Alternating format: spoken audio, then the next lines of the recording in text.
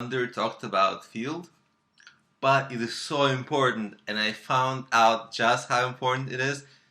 This video is brought to you by EpiPies Academy. Literally with money that I'm making, right? Because before I really focused on it, I was making mediocre sales. I wasn't sure how to create sales pages. I wasn't sure how to write text before the buy button, right? I just didn't know, and I was all over the place.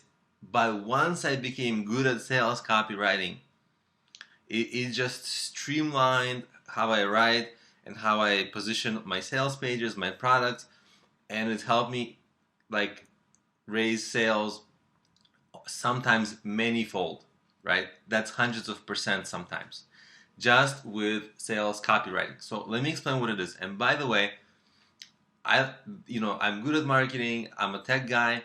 This is one of my latest things that I've tacked on to my skills. So I'm still in the process of becoming better myself.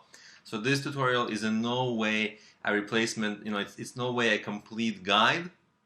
But at the same time, you will get quite a bit. If you've never, you may have heard of copywriting, like you might hire a blogger or something. This isn't that. This is sales copywriting, where you write, it's specifically for writing sales copy, right? Sales for either how you're going to present the product or how you're going to write a sales page when people come to your product, how you're going to write the description so that it gets the person to buy instead of to go away, okay? So that's what we're going to talk about. Obviously, it's an extremely important topic because we can focus on it on all kinds of marketing strategies, right? SEO, social media, word of mouth, referrals, blah, blah, blah. But that's only to get people to come to our page, right? So they got here, but they just got here. We need to still make them buy, right? So there's a whole huge second piece of that puzzle. And we have to, in sales copywriting, every marketer, they must master this, right? Because you're going to be working so hard to bring customers to your page, you don't want to lose them. You really don't want to lose them, right? You want to convert as high percentage of them as possible. Okay, so we got to convince them that our product is the best. How do we do that?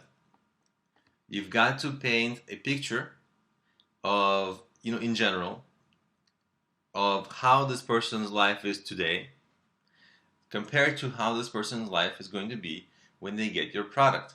Okay, so let's talk about my course on that marketing course on how to reach 1 million people, right?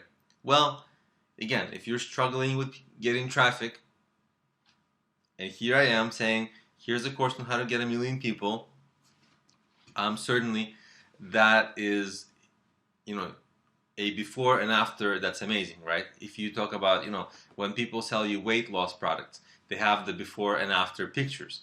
You want to be, many people probably have imperfect bodies and they want to have a perfect body, and they can see before and after. Now, that kind of weight loss before and after, it's been played out so many times that it's not effective anymore. But think about when early on, when that thing was just kind of beginning to be used, how effective it must have been, right? Of course, people can see it. So you always want to build metaphors. You want to get people to picture it. That's sort of high level, okay? Make them feel and understand and picture how their life will be better. When you write copy, you always want to write say the word you, right? It's you. You're addressing it to the individual. You. Your life will be better. You will get more traffic. You will learn SEO. You'll save money because you won't have to hire a marketing consultant, right? These are examples that I just mentioned for my course on how to reach 1 million people with your marketing, right? And then you always want to also address, because the person coming in, they're thinking, what's in it for me? What do I get? Right? That's their main question, and you want to address that. You're gonna learn how to promote your business on your own and reach really wonderful scale, right? So it's clear that's what people are gonna get. You want to describe different benefits. Sometimes people describe features, right? Like the feature is, oh, you will get like 10 hours of content. And by the way, I do mention that. For example, I do mention features actually. Maybe it's one of my mistakes. But because in my description of the course, I do mention some features like 10 hours of content, 100 lectures. But the truth is, you should describe benefits. The benefits are you will get 1 million people, exposure to 1 million people. That's the goal of the course. That's the promise of the course, that you will learn professional SEO techniques, you will learn professional advanced social media marketing techniques, and you will become a really good marketer, and you'll be able to promote and grow your business, right? That should be the promise of the course, because that's what the person ultimately wants, right? Because when they grow their business, they know they're going to make money, and that's why they're here in the first place, right? Not to get 10 hours of content or not to get 100 lectures. They're here to learn how to get exposure, how to grow their business, how to make money, how to be successful. Okay, so that's the picture you want to paint. Describe the benefits. Benefits, right? Not features, benefits. Huge. Okay, so also you want to kind of break up your course, your description, if it's a written description, into small paragraphs, because sometimes having a big block of text is kind of daunting to read for people, and people skip it, or they stop reading entirely. So you want to have,